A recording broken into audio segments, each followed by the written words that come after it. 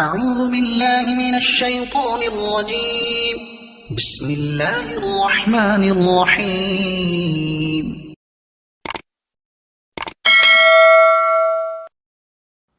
اعوذ باللہ من الشیطان الرجیم بسم اللہ الرحمن الرحیم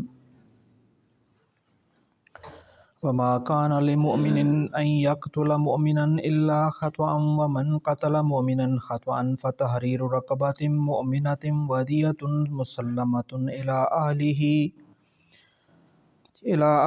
إلا أن يصدقوا فإن كان من قوم عدو لكم وهو مؤمن فتحرير رقبة مؤمنة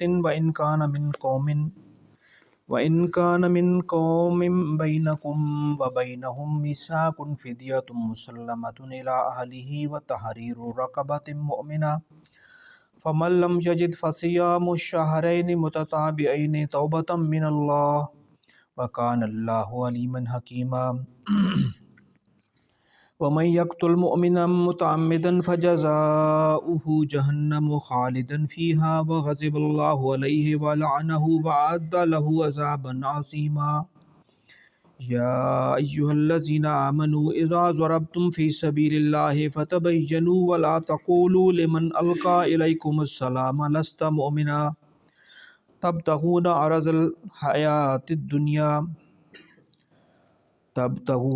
الحياة الدنيا فإن الله مغانم كثيرة كذلك كنتم من قبل فمن الله عليكم فتبينوا إن الله كان بما تعملون خبيرا لا يستوي القائدون من المؤمنين غير أولي الضرر والمجاهدون في سبيل الله بأموالهم وأنفسهم فضل الله المجاهدين بأموالهم وأنفسهم على القائدين درجة وكلا وعد الله الحسنى وفضل الله المجاهدين على القائدين أجرا عظيما درجات منه ومغفرة ورحمة وكان الله غفورا رحيما صدق اللہ العظیم۔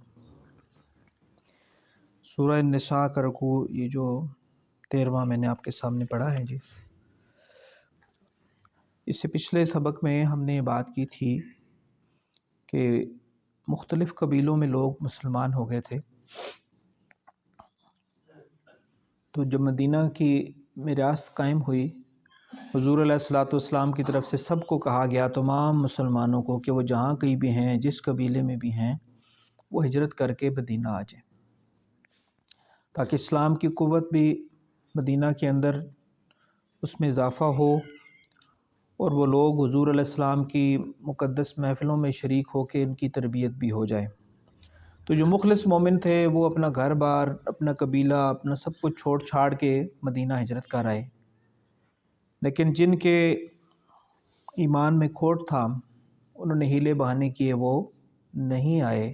تو ان کو اس پچھلے رکوع میں ہم پڑھ آئے ہیں، تو اللہ کی طرف سے ان کو، جن کی کوئی شرعی عذر نہیں تھا، یعنی جن کی کوئی واقعی مجبوری نہیں تھی اور انہوں نے ہجرت نہیں کی، تو ان کو منافق قرار دے دیا گیا، کیونکہ حضور علیہ السلام کی بات پر لبیک نہیں کہا۔ اب یہ تھا کہ کچھ لوگ جو حقیقی مومن بھی تھے، وہ کچھ مجبوریوں کی وجہ سے اپنے قبیلوں میں ٹھہرے ہوئے تھے۔ اب وہ کافروں کے قبیلے تھے، قبائل تھے، اور بارہا ایسا ہوا کہ انہوں نے مسلمانوں پر حملے کیے، تو مسلمانوں کو بھی ان کے ساتھ جنگ کرنی پڑتی تھی۔ اب جو ان کے قبیلوں کے مسلمان لوگ تھے، مومن لوگ تھے، اب عربی تھے، سارے عرب کے لوگ تھے، ان کی زبان بھی ایک جیسی، ان کی شکل و صورت ایک جیسی، ان کا لباس ایک جیسا، تو ایسے دیکھنے سے نہیں پتہ لگتا تھا کہ یہ مسلمان ہے یا کہ نہیں۔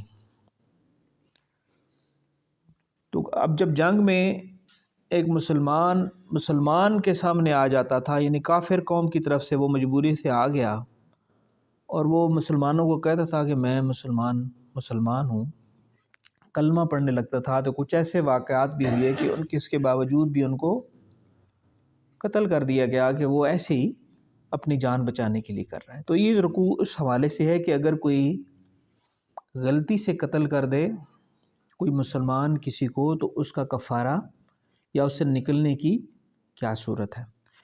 قتل، ایک تو قتل عمد ہوتا ہے نا، جو جان بوجھ کے کسی کو قتل کیا جاتا ہے، وہ تو بہت ہی کبیرہ گناہ ہے، اور اس کے پیچھے بھی ہم پڑھے ہیں کہ اس کا حل ایک ہی ہے، وہ ہے قصاص۔ اللہ نے کہا ہے کہ اس کے جس نے جان بوجھ کے کسی کو قتل کیا ہے مسلمان کو، اس کے بدلے میں اسے بھی قتل کیا جائے سوائے اس کے کہ مقتول کے اہل خانہ، اس کے وارث اپنی مرضی سے اس کو معاف کر دیں یا اس کے بدلے میں اس سے دیت لے لیں۔ جو ایک ہوتا ہے قتل خطا، غلطی سے قتل ہو گیا، نادانستگی میں ہو گیا، تو اس کی مختلف صورتیں ہیں جو اس رکوع میں ہم پڑھنے لگے ہیں۔ فرمایا کہ وَمَا كَانَ لِمُؤْمِنٍ، کسی مومن کے یہ شایان شان نہیں ہے، کسی مومن کا یہ کام نہیں ہے، اَن يَقْتُلَ، کہ وہ قتل کر دے مومنن، کسی اور مومن کو، الا خطأً، ہاں مگر غلطی سے ایسا ہو جائے۔ ایسی صورتیں ہو سکتی ہیں کہ مومن کی یہ شایان شان ہی تو ہے ہی نہیں کہ وہ جان بوجھ کے کسی کو قتل کرے گا۔ اب یہاں دیکھیے لوگ بم باندھ کے مسجدوں کو 400-500 نمازیوں کو یہ سمجھ کے قتل کر رہے ہیں کہ یہ کام میں کروں گا تو جنت میں چلا جاؤں گا۔ اس سے بڑی گمراہی ہو نہیں سکتی۔ تو فرمایا وَمَا كَانَ لِمُؤْمِنٍ أَن يَقْتُلَ مُؤْمِنًا، کسی مومن کا یہ کام ہی نہیں ہے، کسی مومن کے یہ شایان شان ہی نہیں ہے کہ وہ کسی دوسرے مومن کو جان بوجھ کر قتل کر دے، الا خطأً، ہاں مگر غلطی سے اگر ایسا ہو جائے۔ وَمَنْ قَتَلَ مُؤْمِنًا خَطَأً، اور جو خطا سے، غلطی سے کسی کو قتل کر بیٹھے، کسی مسلمان کو، تو اس کا کیا ہے؟ فَتَحْرِيرُ رَقَبَةٍ مُؤْمِنَةٍ، تو اس کا حل یہ ہے کہ وہ ایک مومن غلام آزاد کرے۔ ایک مومن، اس زمانے میں غلامی، تو اس کا ایک حل یہ ہے کہ اس کو ایک غلام آزاد کرنا ہوگا، مومن غلام، اور وَدِيَّةٌ مُسَلَّمَةٌ إِلَىٰ أَهْلِهِ، اور اس مقتول کے اہل و عیال کو، اس کے گھر والوں کو دیت بھی دینی ہوگی۔ دیت ہوتی ہے قتل کا بدلہ۔ حضور علیہ السلام نے اس کی مقدار مقرر فرمائی ہے 100 اونٹ یا 200 گائیں یا 2000 بکریاں، ان کی قیمت جتنی بنتی ہو، وہ آپ حساب لگا لیں آج کے حساب سے تو بہت زیادہ ہی بنتی ہے نا۔ اس وقت حضور علیہ السلام کے زمانے میں تقریباً 8000 دینار یا درہم سونے کے وہ بنتی تھی، اور یہ دینا آسان نہیں ہے۔ یعنی جو یہ قتل خطا ہے، قتل عمد کی بات نہیں ہو رہی، غلطی سے قتل ہو گیا تو ایک تو اسے مومن غلام کو آزاد کرنا ہوگا، اور دیت کے طور پر اسے یہ جو میں نے آپ کے سامنے عرض کیا 100 اونٹ یا 200 گائے یا 2000 بکریاں یا اس کے برابر مال اس کے مقتول کے ورثاء کو دینا ہوگا۔ الا ان یصدقوا، سوائے اس کے کہ اس کے گھر والے اس کو معاف کر دیں، وہ تو ایک الگ بات ہے، اس صورت میں یہ بچ جائے گا، ورنہ یہ دونوں کام اس کو کرنے پڑیں گے۔ فَإِن كَانَ مِن قَوْمٍ عَدُوٍّ لَكُمْ، اگر مقتول ایسی قوم میں سے ہو، عَدُوٍّ لَكُمْ، جس سے تمہاری دشمنی ہو، یعنی کافروں کا قبیلہ ہے، اور وہ مقتول اس کافر قبیلے سے تعلق رکھتا تھا لیکن تھا مسلمان، تھا دوسرے اس قبیلے کا، کافروں کے قبیلے کا، لیکن تھا مسلمان، اور اس قبیلے کا کہ جس سے مسلمانوں کی دشمنی تھی، جنگ ہو رہی تھی، حالت جنگ تھی، تو ایسی صورت میں صرف ایک چیز معاف ہو جائے گی، وَهُوَ مُؤْمِنٌ، اور مقتول مومن ہو، فَتَحْرِيرُ رَقَبَةٍ مُؤْمِنَةٍ، تو اسے ایک قاتل کو جس نے غلطی سے قتل کر دیا، ایک غلام مسلمان مومن غلام کو آزاد کرنا ہوگا۔ اس کی دیت اس صورت میں معاف ہو جائے گی، کیونکہ وہ قبیلہ مسلمانوں کے ساتھ حالت جنگ میں ہے، تو ایسی صورت میں یہ غلطی کا امکان زیادہ ہے۔ وَإِن كَانَ مِن قَوْمٍ، اگر وہ ایسی قوم سے ہو، بَيْنَكُمْ وَبَيْنَهُمْ، میثاقن، کہ اگر وہ مقتول ایسے قبیلے سے ہو، کافر قبیلے سے ہو جس سے مسلمانوں کا آپس میں کوئی صلح کا معاہدہ ہوا ہو، تو اس صورت میں کیا ہوگا؟ فدیۃ مسلمہ الی اہلہ، تو فدیہ تو دینا ہوگا، وہی جو فدیہ میں نے پہلے عرض کیا۔ اب جیسے روزے کا بھی فدیہ کیا ہوتا ہے؟ فدیہ وہ چیز ہوتا ہے کہ جو گناہوں کو ڈھانپ لیتا ہے۔ اب روزہ ایک بندہ نہیں رکھ سکتا، بیمار ہے، اس کا ایک فدیہ ہے، یا روزہ ٹوٹ گیا ہے کسی وجہ سے، اس کا ایک جرمانہ ہے نا۔ تو اس صورت میں وہ ایسی قوم کا بندہ ہے کہ جس سے مسلمانوں کا آپس میں معاہدہ ہے صلح صفائی کا، اور غلطی سے قتل ہو گیا ہے بندہ ان کا، تو اس صورت میں فدیہ بھی اسے دینا ہوگا، بتحریر اور رقبۃ مومنہ، اور مومن غلام بھی آزاد کرنا ہوگا۔ اچھا، اب یہاں سوال پیدا ہوتا ہے کہ یار ہو سکتا ہے ایک جو قاتل ہے جس نے غلطی سے قتل کر ہی دیا ہے، اب یہ اتنی بڑی اماؤنٹ 100 اونٹوں کے برابر یا 200 گائیں کی رقم ہر بندے کے بس کا کام نہیں ہے، اس کے پاس نہ ہو، بندہ کہے جی میرے پاس ہے ہی نہیں، میں کیا کروں؟ تو اس صورت میں اللہ نے یہ رکھا فَمَن لَمْ يَجِدْ، تو جس کے پاس یہ نہ ہو، فَمَن لَمْ يَجِدْ، جس کے پاس یہ سرمایہ نہ ہو، تو وہ پھر کیا ہے؟ فَصِيَامُ شَهْرَيْنِ مُتَتَابِعَيْنِ، فصیام، سیام کیا ہوتا ہے؟ صوم، وہ روزے رکھے گا 2 مہینے کے، متتابعین، متواتر، ایک دن بھی درمیان میں چھوڑے گا نہیں، اگر چھوٹ گیا تو پھر 2 مہینے نئے سرے سے شروع ہوں گے۔ اب یہ کیوں ہے؟ ایک تو اس لیے یہ ساری چیزیں اللہ نے کی کہ یہ غلطی سے بھی قتل کرنے کی امکان کم ہو جائے، کیونکہ اللہ کے نزدیک ایک انسان کا قتل گویا پوری انسانیت کا قتل ہے، بلا وجہ قتل۔ اور دوسرا یہ کہ قاتل کرنے والا مومن ہے، غلطی سے قتل کر بیٹھا ہے تو اس کے روح کے اوپر بھی تو ایک بوجھ ہے نا، اس کے ضمیر پر بھی تو ایک بوجھ ہے نا۔ اب جو مومن بندہ، حضور علیہ السلام نے فرمایا، اس کا مفہوم ہے کہ جب نیکی کر کے تمہیں خوشی اور گناہ کر کے پریشانی ہو تو سمجھو کہ تم مومن ہو۔ یہ کسوٹی ہے کہ نیکی کر کے خوشی اور گناہ کر کے ندامت ہو، پریشانی ہو، دل غمگین ہو جائے کہ یار غلطی کر بیٹھا ہوں، تو یہ نشانی ہے کہ تم مومن ہو۔ اب مومن کا مطلب یہ نہیں ہے کہ اس سے غلطی نہیں ہوگی، غلطی ہوگی، معصوم تو انبیاء ہوتے ہیں نا، مومن سے غلطی ہوگی، لیکن غلطی کے بعد وہ فوراً پچھتائے گا، فوراً پچھتائے گا، اس کا ایمان اسے مجبور کرے گا کہ اس غلطی کی جو بھی تلافی ہو سکتی ہو وہ کرے گا۔ حقوق العباد میں کوتاہی ہوئی ہے تو وہ اس کوتاہی کو پورا کرے۔ سب سے مشکل یہ کام ہے نا، نماز میں غلطی ہو گئی تو قضا کرے، لیکن نماز کی لوٹانا آسان ہے، حقوق العباد کو لوٹانا مشکل ہے۔ کسی کا حق مارا ہے، کسی کی غیبت کی ہے، تو حق مارا ہے نا، غیبت کی ہے تو غیبت کی معافی صرف توبہ سے نہیں ہے، وہ تو تبھی ہے کہ میں نے اگر اسماعیل صاحب کی غیبت کی ہے تو میں ان سے جا کے کہوں اسماعیل صاحب میرے سے غلطی ہو گئی ہے، آپ کی بات پیٹھ میں اچھے میں نے کر دی، آپ مجھے معاف کر دیں، آپ مجھے کہیں بتائیں کہ یہ آسان کام ہے؟ نہیں ہے نا، مشکل کام ہے۔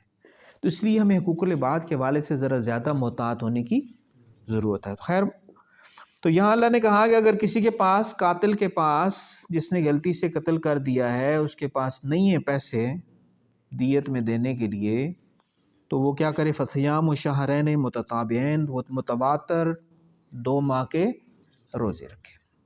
توبۃ من اللہ، یہ اللہ کے نزدیک توبہ سے، اس کی توبہ کا ایک طریقہ ہے۔ وَقَانَ اللَّهُ عَلِيمًا حَكِيمًا، اور اللہ ہی کو زیادہ بہتر علم ہے اور وہ حکمت والا ہے کہ اب تم سے یہ غلطی ہو گئی تو اس سے نکلنے کی کیا صورت ہے۔ اچھا، اگلی آیت، وَمَن يَقْتُلْ، اور جو قتل کر دے، یہ بڑی سخت آیت، وَمَن يَقْتُلْ، اور جو قتل کرے، مومناً، کسی مومن کو، متعمداً، جان بوجھ کر، وہ تو خطا کی بات تھی، اب عمد، قتل عمد، جان بوجھ کر قتل کرے، فَجَزَاؤُهُ جہنم، تو اس کا بدلہ جہنم ہے۔ خالدن فیہا، وہ ہمیشہ ادھر رہے گا، وغضب اللہ علیہ، اور اس پر اللہ کا غضب اور غصہ، وَلَعْنَهُ، اور اللہ کی لعنت یعنی پھٹکار،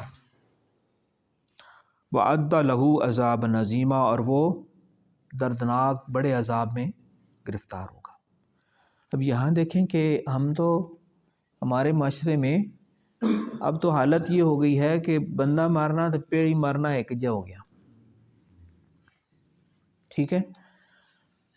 اور کچھ گمراہ لوگ تو میں نے جیسے پہلے کہا کہ اپنے بموں سے مسجدوں کو اڑا دیتے ہیں، 500 نمازیوں کو، 500، اور کہتے ہیں ہم دین کے نام پہ کر رہے ہیں، جنہوں نے ان کو سکھایا پڑھایا ہوتا ہے کہ تم یہ کام کرو گے تو سیدھا جنت میں جاؤ گے۔ وہ تو پلاگ پتہ جائے گا نا یہ آیت کیا کہہ رہی ہے، کہ جس نے کسی مومن کو جان بوجھ کے قتل کیا تو اس کا ٹھکانہ جہنم ہے، جہاں وہ فار ایور رہے گا، ہمیشہ رہے گا، اللہ کے غضب میں گھرا رہے گا، اللہ کی لعنت یعنی پھٹکار میں گھرا رہے گا۔ تو اللہ تعالیٰ اس امت کو ہم سب کو ہدایت دے۔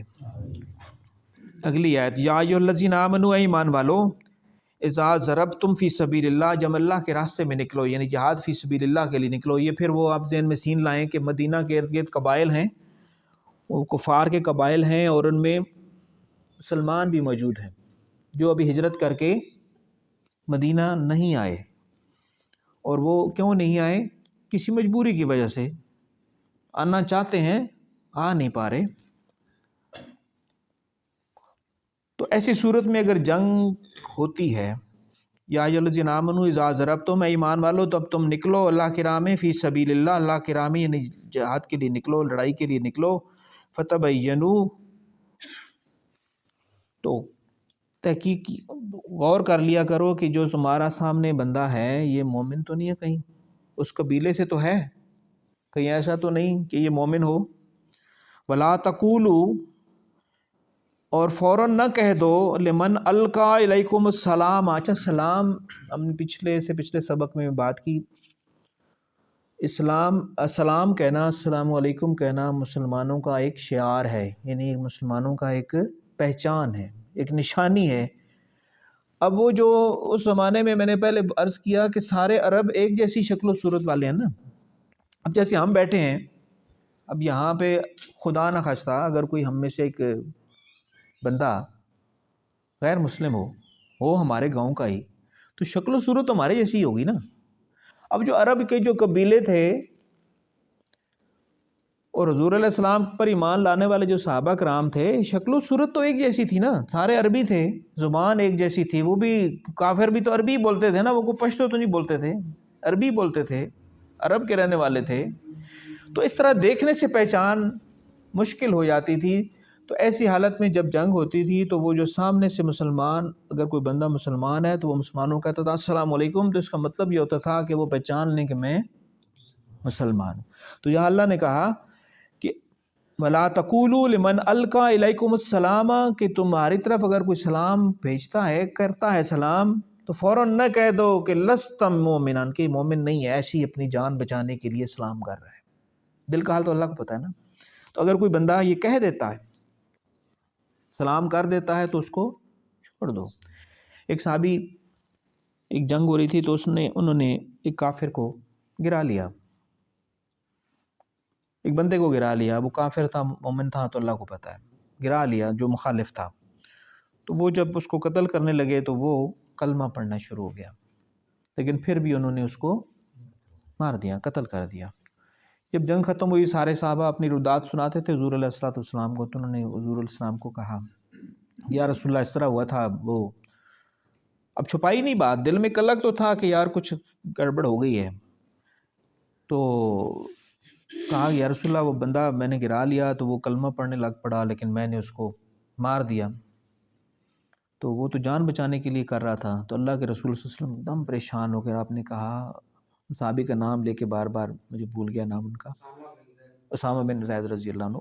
تو فوراً انہوں نے کہا اسامہ تو کیا کرے گا، تو کیا کرے گا کہ جب قیامت والے دن وہ تمہارے خلاف کھڑا ہو جائے گا، تو کیا، بار بار آپ کہتے ہیں اسامہ تو کیا کرے گا، اسامہ تو کیا کرے گا، کہ تو نے اس کا دل چیر لیا تھا کہ وہ اوپر سے کلمہ پڑھ رہا ہے، دل کا حال تو اللہ کو جانتا ہے نا۔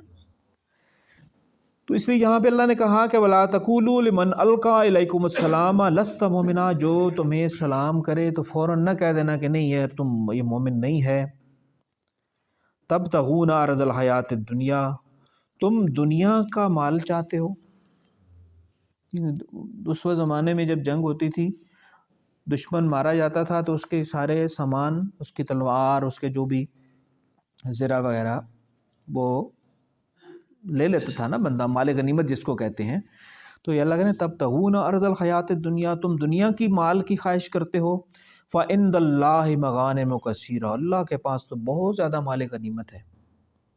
یعنی مطلب کیا ہوا کہ ہمارے پاس جو مال ہے وہ اللہ نے دیا ہے نا، تو وہی ہمیں اسی سے لو لگانی چاہیے. کوئی اس بنیاد پر کہ یار یہ مومن نہیں ہے چلو مارو اس کو، اس کا مال مجھے مال غنیمت کے طور پر مل جائے گا. کذالک کنتم من قبل فمن اللہ علیکم فتبینوا، اے مومنو تم بھی تو خود اس حالت میں رہ چکے ہو پہلے، یعنی جب تم ایمان لانے سے پہلے. اب صحابہ جب ایمان نہیں لائے تھے تو کافر تھے نا، ایمان کے بعد وہ صحابہ کے درجے پہ فائز ہوئی ہیں نا. تو اللہ یہاں یاد کروا رہے ہیں کہ تم بھی تو اس حالت میں رہ چکے ہو. فمن اللہ ہو، تو اللہ نے تم پر احسان کیا، علیکم فتبینوا، تو لہٰذا خوب چھان پٹک کر لیا کرو کہ کہیں وہ سامنے جو تمہارا دشمن جس کو تم سمجھ رہے ہو وہ مومن ہی تو نہیں.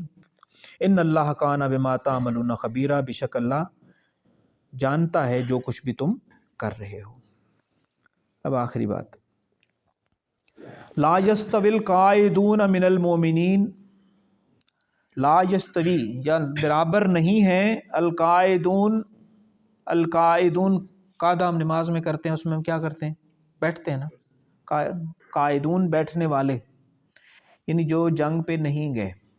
لا یستوی القاعدون، جو جنگ پہ نہیں گئے اپنے گھروں میں بیٹھے رہے، من المومنین، مومنوں میں سے، وہ برابر نہیں ہیں کن کے؟ غیر اول الضرر، بغیر کسی عذر کے. ایک بندہ بیمار ہے، معذور ہے، ضعیف ہے، جہاد پہ نہیں جا سکتا، ایک مجبوری ہے، بغیر کسی وجہ کے جو لوگ نہیں گئے جہاد پہ وہ برابر نہیں ہیں. والمجاہدون، ان مجاہدین کے، فی سبیل اللہ، جو اللہ کے راستے میں جہاد کر رہے ہیں، باموالہم وانفسہم، اپنے مالوں کے ساتھ بھی، اپنا مال بھی لگا رہے ہیں اللہ کی راہ میں، اپنی جانیں بھی لگا رہے ہیں، تو یہ برابر تو نہیں ہو سکتے. فضل اللہ المجاہدین، اللہ نے درجہ عطا کیا ہے مجاہدین کو، باموالہم وانفسہم، جو اپنے مال اور اپنی جان لگا رہے ہیں اللہ کے راستے میں، علی القاعدین، جو لوگ بیٹھے رہے ہیں ان پر اللہ نے ان کو ایک درجہ عطا کیا ہے، درجہ. وَكُلًّا وَعَدَ اللَّهُ الْحُسْنَىٰ، ہاں اللہ نے سب مومنوں سے اچھائی کا ہی وعدہ کیا ہے، یعنی ہر کسی کو اجر تو ملے گا. اچھا یہاں پہ ایک بات ضروری ہے کہ ایک ہوتی ہے جہاد کے لیے عام، جب سب پہ فرض ہو جاتا ہے، جسے نفیر عام کہتے ہیں، کہ سب نے نکلنا ہے. اس میں تو اگر کوئی بندہ بغیر کسی واقعی مجبوری کے نہیں جہاد پہ جاتا تو وہ سخت اس پہ گرفت ہوتی ہے. لیکن کبھی ایسا ہوتا ہے کہ سب کو نفیر عام نہیں ہوتی، کہا جاتا ہے بھائی ٹھیک ہے تم میں سے جو اللہ کے راستے میں جانا چاہتے ہیں آ جائیں، یعنی ایمرجنسی زیادہ نہیں ہوتی، تو جو لوگ اپنی مرضی سے آپشن دیا جاتا ہے کہ مرضی ہے جاؤ، مرضی ہے نہ جاؤ، تو اس صورت میں نہ جانے والوں پر گرفت نہیں ہوتی، پکڑ نہیں ہوتی. ہاں ان کا ثواب میں کمی تو ہو جائے گی، ظاہر ہے جو اللہ کے راستے میں نکلیں گے ان کو اجر زیادہ ملے گا، جو نہیں نکلیں گے ان کو اجر نہیں ملے گا. وفضل اللہ المجاہدین علی القاعدین اجرا عظیما، اور اللہ نے مجاہدین کو بیٹھے رہنے والوں پر درجہ عطا کیا ہے اور اجر عظیم بھی عطا کیا ہے. درجات منہ و مغفرۃ و رحمہ، اور ان کے لیے مغفرت ہے اور رحمت ہے. وکان اللہ غفور الرحیمہ، اور اللہ تعالیٰ معاف فرمانے والے اور بہت زیادہ رحم فرمانے والے ہیں. تو یہ رکوع یہاں پہ مکمل ہوا. اصل میں یہ ساری چیزیں پیچھے جڑی ہوئی ہیں نا، پیچھے جو دوست سبق سنتے آ رہے ہیں تو ان کے لیے تو یہ سمجھنا آسان ہے. بہرحال خلاصہ یہ ہے کہ ہمیں دوسروں کی جان، دوسرے کی مال، وہ حرام ہے دوسرے مسلمان پر۔ ایک دن حضور علیہ الصلوۃ والسلام نے کعبہ کو مخاطب کیا۔ اب کعبہ ظاہر ہے وہ سنتا تو نہیں ہے نا کعبہ شریف، مطلب وہ ایک کمرہ ہے نا، لیکن اس کمرے کی حرمت اتنی ہے کہ ہم اس کی طرف منہ کر کے تھوکتے نہیں ہیں، ہم اس کی طرف منہ کر کے پیشاب نہیں کرتے، ہمارے لوگ اس کی طرف اپنے پاؤں پھیلا کے نہیں لیٹتے، ایسا ہی ہے نا۔ حضور علیہ السلام نے فرمایا اس کا مفہوم ہے کعبہ تیری بڑی حرمت ہے، بڑی عزت والا ہے تو، لیکن خدا کی قسم جس کے قبضے میں محمد کی جان ہے، ایک مسلمان کی عزت اور ایک مسلمان کی حرمت تجھ سے زیادہ ہے۔ یہ دیکھ لیں کہ ایک مسلمان کی عزت اور اے کعبہ تیری، دوسروں کو سنایا نا کہ کعبہ کی بڑی عزت ہے، بہت احترام کرتے ہو، کافر بھی کرتے تھے، ابو لہب ابو جہل وغیرہ بھی کرتے تھے، لیکن کعبہ کو مخاطب کر کے فرمایا کہ اے کعبہ تمہاری تو بڑی عزت والا ہے، لیکن ایک مسلمان کی عزت اور اس کی جان تجھ سے زیادہ ہے، قیمتی ہے۔ تو آپ دیکھ لیں کہ ہمارا رویہ دوسرے مسلمانوں کے ساتھ کیسا ہے۔ دوسروں مسلمان کی عزت کیا ہوتی ہے کہ ہمیں اس کا عیب پتہ لگے تو ہم اس پہ پردہ پوشی کر دیں۔ آخری حدیث شریف کا مفہوم عرض کرتا ہوں، پھر بات ختم کرتے ہیں۔ حضور علیہ السلام نے فرمایا کہ اس کا مفہوم ہے کہ تمہیں اگر کسی کا عیب تم پر ظاہر ہو جائے، عیب دوسرے کا، تو اس پہ پردہ پوشی کر دو، اور جو ایسا کرے گا اللہ اس کے عیبوں پر پردہ ڈالے گا۔ اور اگر کوئی بندہ دوسرے کے عیب اس کو پتہ لگتے ہیں یا کوئی ایک عیب پتہ لگتا ہے اور وہ اس کو ڈنڈورا پیٹ دیتا ہے، تو فرمایا جو بندہ ایسا کرتا ہے اللہ اس کے عیبوں کے پیچھے پڑ جاتا ہے، اور جس کے پیچھے اللہ پڑ جائے فرمایا کہ اللہ اس کو اس کے اپنے گھر میں ذلیل و رسوا کر دیتا ہے۔ اب دیکھ لیں ہم کتنے چسکے لے کے، اور سنا نہیں جی فلانے نے یہ گل سنی نہیں، بتاتے ہیں ایک دوسرے کو، فلانے نے سنی نہیں جی، فلانے نہیں تھیا، فلانے نے جات کی نس گئی، فلانے نے جاکو تین تھیا، مطلب کچھ باتیں حقیقی ہوں یا غیر حقیقی۔ کون ہے کہ جس میں عیب نہیں ہے؟ صرف ہمیں اپنے عیب نہیں نظر آتے، دوسروں میں نظر آتے ہیں۔ میں اس دن بھی بتا رہا تھا کہ ایک بچے تھے کلاس کے، ایک سکول میں میں گیا تو وہ فارغ بیٹھے تھے، تو میں نے موقع غنیمت جانا، میں نے ان سے 2-4 باتیں کی۔ ایک میں نے کہا یار بچوں مجھے اپنی 5 خوبیاں لکھ کے بتاؤ۔ بچوں نے 2 منٹ میں لگائے، سب نے کاپی، سر جی یہ دیکھو، سر جی دیکھو، میں نماز پڑھتا ہوں، میں سچ بولتا ہوں، میں یہ کرتا ہوں، وہ کرتا ہوں، جو بھی ہوتا ہے۔ اچھا میں نے کہا ٹھیک ہے بھائی زبردست۔ پھر میں نے کہا اب تم اپنی 5 خامیاں وہ لکھ کے بتاؤ۔ بڑی دیر ہو گئی، وہ پینسلیں اپنی دانتوں میں دبا کے بیٹھے رہے۔ میں نے کہا یار وہ تو 2 منٹ بھی نہیں لگائے تھے۔ تو میں نے کہا بہرحال کھڑے ہو جاؤ، اب کیا کوئی ایک آدھ کسی نے کچھ لکھا ہو، یعنی میں نے کہا اس کا 2 ہی مطلب ہیں، یا تو تمہارے اندر خامی کوئی نہیں ہے، یا تمہیں اپنی خامی نظر نہیں آ رہی۔ حقیقت میں یہ ہے کہ مجھے اپنی خامیاں نظر نہیں آتی ہیں، مجھے ظفر صاحب کی نظر آتی ہیں، ایسا ہی ہے نا۔ تو اس لیے اگر ہم کسی کا عیب اٹھال رہے ہیں تو اس کا مطلب ہے کہ ہم سمجھ رہے ہیں کہ ہمارے اندر عیب کوئی نہیں۔ ایسا ہی ہوتا ہے نا۔ پھر جو اپنے لیے نہیں پسند کرتے وہ ہم دوسروں کے لیے کیوں پسند کریں؟ اپنے لیے میں چاہتا ہوں عزت، میں چاہتا ہوں یار لوگ مجھے سلام کریں، میں چاہتا ہوں کہیں میں کسی دفتر میں جاؤں، کسی ڈاکٹر کے پاس جاؤں تو وہ میرے ساتھ اچھا سلوک کرے، لیکن کوئی میرے پاس آئے تو میں اس کے ساتھ پھر مس بیہیو کروں، برا سلوک کروں۔ تو حضور نے فرمایا مومن وہ ہے، مفہوم یہ ہے کہ جو اپنے لیے پسند کرے وہی اپنے بھائی کے لیے پسند کرے۔ اپنے لیے وہ گرم روٹی پسند کرتا ہے تو اب دوسرے کے لیے بھی گرم روٹی پسند کرے۔ اپنے لیے عزت پسند کرتا ہے، ہر بندہ پسند کرتا ہے نا کہ یار مجھے عزت ہو، میری لوگ میں جاؤں تو میرے ساتھ عزت سے پیش آئیں، میرے ساتھ بندے نے پترا ان گال کرن، کسی دفتر میں جاؤں تو میرا کام آسانی سے ہو جائے۔ تو یہ کام مجھے دوسروں کے ساتھ بھی تو کرنا چاہیے۔ جو آسانیاں میں چاہتا ہوں مجھے وہ دوسروں کو آسانیاں وہ دینی چاہیے، کوشش کرنی چاہیے، ایسا ہی ہے نا۔ جو آسانیاں میں اپنے لیے چاہتا ہوں مجھے دوسروں کے لیے بھی وہی آسانیاں پیدا کرنی چاہیے۔ تو اس لیے میرے بھائیو یہ دین بڑا آسان ہے، اگر ہم اس کو اپنا لیں تو انشاءاللہ ہمارا یہ دنیا ہی جو ہے نا، یہ دنیا کی زندگی بھی جنت کا نمونہ بن سکتی ہے۔ صرف یہ ہے کہ ہم نے دین کو ایک لڑائی فساد کا ذریعہ، بم دھماکوں کا ذریعہ بنایا ہوا ہے۔ یہ دین تو سراسر محبت ہے۔ دوسروں کے عیبوں پہ پردے ڈالیں، دوسروں کی خوشیوں کا سامان کریں، دوسروں کی راحتوں کا سامان کریں، تو انشاءاللہ جب دوسروں کے لیے کریں گے تو اپنے لیے، ہمارے لیے آسانیاں خود بخود اللہ تعالیٰ پیدا کرتے جائیں گے۔ صلی اللہ تعالیٰ ہمیں عمل کی توفیق دے، آمین۔ اللہم صلی علی سیدنا محمد النبی الامی وعلی آلہ واصحابہ وسلم تسلیما۔ ربنا آتنا فی الدنیا حسنۃ وفی الآخرۃ حسنۃ وقنا عذاب النار وقنا عذاب القبر وقنا عذاب الحشر وقنا عذاب المیزان۔ انت ولینا فی الدنیا والآخرہ، توفنا مسلما والحقنا بالصالحین۔ الہ العالمین ہمیں سعادت کی زندگی اور شہادت کی موت نصیب فرمانا۔ یا اللہ جو زندگی کی ساعتیں باقی ہیں اپنے حبیب علیہ الصلوۃ والسلام کی سنتوں کے مطابق، ان کے طریقے کے مطابق گزارنے کی توفیق عطا فرمائے۔ اے اللہ ہمیں ایک دوسرے کو معاف کرنے والا بنا دے، ایک دوسرے کے عیبوں پہ پردے ڈالنے والا بنا دے۔ یا اللہ ہمارے اندر جو عیب ہیں یا اللہ ان کو دور فرما دے۔ یا اللہ یہ جو ہاتھ اٹھے ہیں ان سب کی دلوں کی جائز حاجتوں کو پورا فرما دے، سب کی مشکلوں کو آسانیوں میں بدل دے، سب کی تکلیفوں کو صحت میں بدل دے۔ یا اللہ جو بزرگ بیٹھے ہیں ان کو صحت کاملہ عطا فرمائے، ان کا سایہ تا دیر قائم رکھیں۔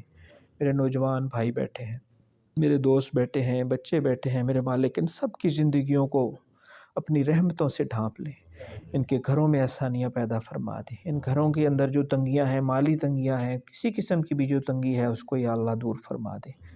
یا اللہ جن کے رشتوں کے مسائل ہیں، بچے بچیوں کے، یا اللہ ان کے لیے آسانیاں فرما دے، ان کو اچھے زوج عطا فرما دے۔ اللہ ہمارے فلسطین کے مسلمان بھائیوں کی یا اللہ حفاظت فرمائے۔ اللہ امت مسلمہ کو ان کے پشتبان بننے کی توفیق عطا فرمائے۔ یا اللہ ہمیں غیرت مند حکمران نصیب فرمائے۔ صلی اللہ تعالیٰ علی خیر خلقہ سیدنا محمد مبارک وسلم۔ جزاک اللہ۔